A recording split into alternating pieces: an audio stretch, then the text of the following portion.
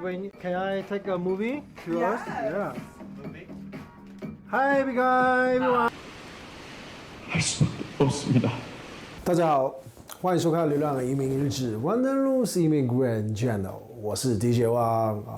这一期视频要跟大家分享关于加拿大的免费语言课程 ESL 学校的整个过程，还有跟大家分享这个阶段的经验，还有它的教学内容方式啊是如何，整个大概的系统哦。我是在2023年的4月份申请了叫做 LINC 免费语言能力、英文能力的评分这在网站上是可以查到的哈。然后你可以在这个网站上，加拿大这边政府这个 LINC 这边系统去申请测试。那我是在4月份去报名。去登记，然后大概是在5月底，5月23号、24号的时候，他就给我来一封邮件说，叫我可以在5月底的时候去做一个测试。我今天是要去英文检测中心做免费检测。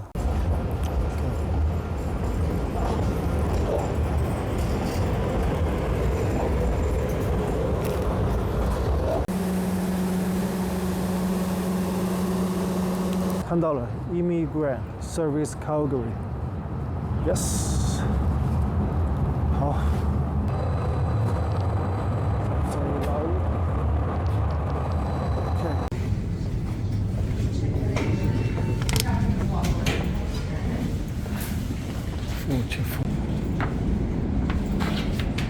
刚做完测试出来了，那个测试的话，一开始大家一起在等候叫名，在那个大堂，大概5分钟吧，他就会把你们全部叫去一个房间，然后房间每一个都有座位，就可以做测试。那个测试的话，就是应该作文吧，他就会有几个问题，就叫你去写作文这样，然后来测试你的写作能力如何。交完考卷，然后呢，就会有一个类似这种监考官吧，就是负责跟你这个 case 的那个人员，就是你们的工作人员。然后就会叫你去他的房间，就他的办公室，然后就跟你好像在聊天一样，我会问你一些问题，我问你，你觉得加拿大是如何？那他就是借由这种像聊天一样这样问你的这种举止，然后去测试你的对话能力。就聊天这样讲完之后呢，他就会再用那个电脑萤幕，就会放一段音乐给你听，那就是应该是在测试你的听的能力。内容就是好像一个女生的声音，然后她好像是来加拿大，然后关于是来旅游之类的，然后她喜欢什么不喜欢什么的这种，然后她听完之后，她就说这一段这个女生她来加拿大最想要什么，就是她刚刚那一段音频她有说过的其中一个，那你就要回答她。之后他就会拿一些照片，然后那个照片呢，就是好像是情景剧照片，就某个人去卖场买个东西，然后第一张是拿一个水壶，然后第二张是那个水壶，然后拿给一个柜台，然后拿钱，他就叫你去解释这个男的在干什么，这个人在做什么，这样每一张去解释。写的话，最后一个写的测试的话，就是他会给你好像是选答题，他会给你一个情景剧。然后呢，情景剧一个故事之后呢，不同的问题里面，他就会给你每个问题，他都会给你4个答案 A、B、C、D， 然后叫你去圈起来，那就是选择题嘛。做完之后，就是刚刚那个工作人员，然后叫你再进去他的房间，然后他就跟你说，你的能力跟程度是到什么地步？他就问我说，我是要 full time 还是 part time？ 那我就说我要工作，所以我就要选择 part time。然后就问我是 daytime 还是要 evening 这样，我就说我要 evening。安排我去 Newcomer Center， 然后上课。那测试完之后，大概也是将近4-5天，就有这个测试成绩给我了。那这个测试成绩我是属于加拿大这边的英文，叫做 CLB 也就是Canadian Language Benchmark。那一般来说，像香港人的话，大概会在 CLB 5左右。那像我的话，那时候我测试我的英文CLB 4哈。那一般来说 CLB 4的话，你就可以有资格在加拿大申请 citizenship 的时候，就是需要至少要 CLB 4的这个语言测试能力水平。那我是测试之后刚好是个 CLB 4，那于是他就会将我分发到 CLB 4的话是属于这种语言中心 ESL School， 那将我分发到 Center for Newcomer 是在 Calgary 卡在这个地方的大概东区也是蛮悠久、蛮大的一间的一个语言中心啊。那在 CLB 6的时候就会分发到这边的 college 也是免费的一切都是免费的。那据说 CLB 6之后的那些 college 呢，排队的这个时间、等待时间已经要算是年以上了。我幸好我是 CLB 4，这个时候我还觉得算是好家在嘛，也是不幸中的大幸那我就可以比较快的去入读。那我在5月份收到成绩之后 ，Link 这个地方就会帮我自动帮我分发到我应该读的学校。但是这个等候的时间非常久。那据说我也算是快了那我快怎么快法？我等了8个月，我等了足足8个月。也就是我在5月底的时候，我收到了成绩单，然后等待那个学校，我等到我正式入的时候是在2024年的1月份。那中间呢，我在12月份，我在2023年10月份，因为我碍于自己的语言能力、英文能力不是很好，那所以我就自己自费去申请读了本地的地球村美语吧就是 Global Village 那读了1个月稍微恶补一下。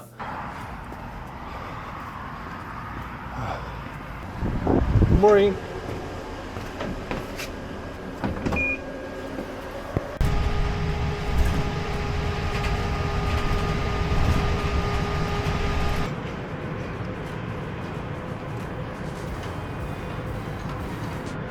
那我们的学院今天呢会有一个Christmas Party 的这个活动，然后我们有个课程是，就昨天那个课程是说关于圣诞节，那你们自己的各自的家乡都怎么度过？然后很多学生呢都反映说，想要就讲一讲之后他们就会想要回去他们自己的家乡这样，因为很多都新来的嘛，新来的这样像我一样这样新移民这样子。他们都想要回去了，或者很挂念，或者很思念他们的国家的那些生活他们很挂念。然后我就感受到浓浓的思乡之愁。那我们今天大概会上了一段课程之后呢，就会开始有这个圣诞派对那说到圣诞派对呢，就少不了什么音乐啦。那说到音乐呢，比音乐再高级一点是什么？就是 DJ 啦，对不对？那我呢是 DJ 嘛，然后又看到那些朋友嘛，就有思乡之情然后圣诞节这种节日可能又不能回去之类的。那于是我就没有征求，没有经过老师的同意，就偷偷的带了我的 DJ 器材，然后呢，在圣诞派对开始的时候呢，我就会跟老师请求。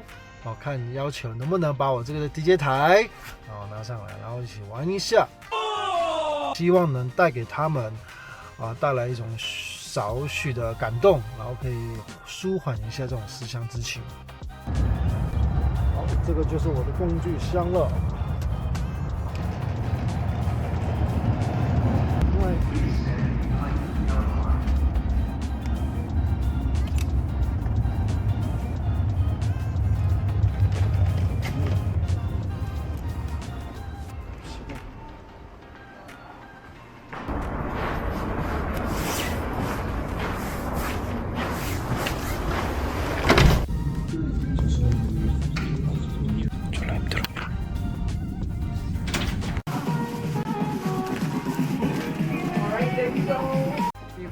Can I take a movie? Sure. Yeah. Hi, everyone. Hi. Happy holidays. Merry Christmas. Christmas.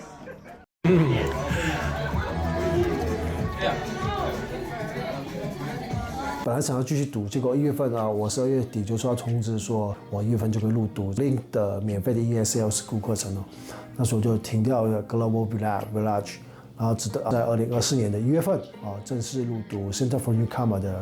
ESL School 课程CLB 4课程，那是晚上夜间部，是夜校那我在1月份开始到今年现在是2025年的1月20号我刚好读了1年，我读了1年那直到今天，我就停止了这个学校哦，不是因为它不好，是因为我个人有一些事情外在的这因素啊，让我没有办法再继续读下去。我就跟学校说哦，我要申请休学，什么时候复学不知道哦。那他也跟我说，如果要复学，我要继续再等啊。那也没办法，因为我在最近有些事情，那我需要真的要停掉，要停一下，那是蛮可惜的啦，真是蛮可惜的啊。但是没办法，那我就停掉了这样子啊。那趁这个机会，我就跟大家分享一下啊，关于这边的这个学校的一些整个啊，现在目前里面的状况哈。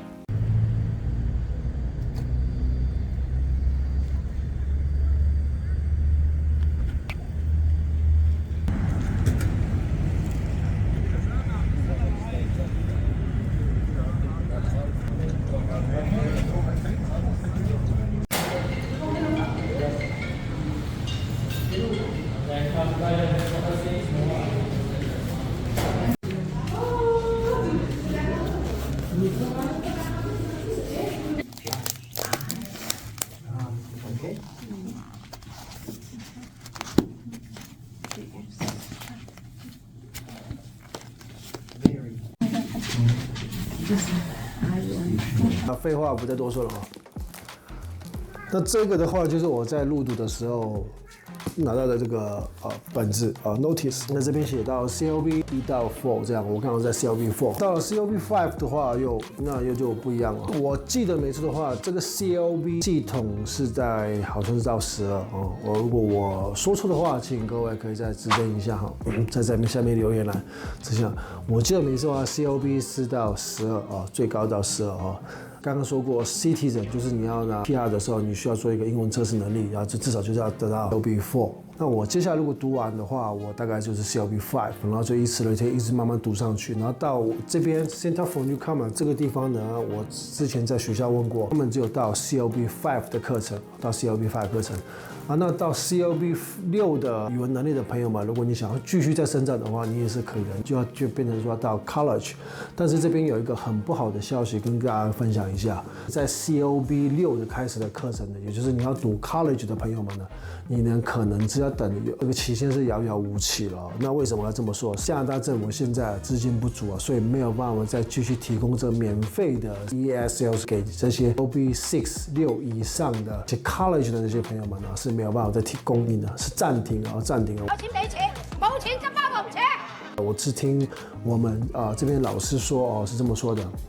那我也上網有在爬過也是真的是有很多的人是在等那個 college， 也就是 CLB 6的那些朋友們呢，還是在等啊，等了好幾年了哈。那这样跟我们这间学校的老师这样相对来说，这样讲的来一比对一下，那的确这个的真实性应该就是蛮大的。那再加上加拿大政府整个大环境啊，我这2年多住下来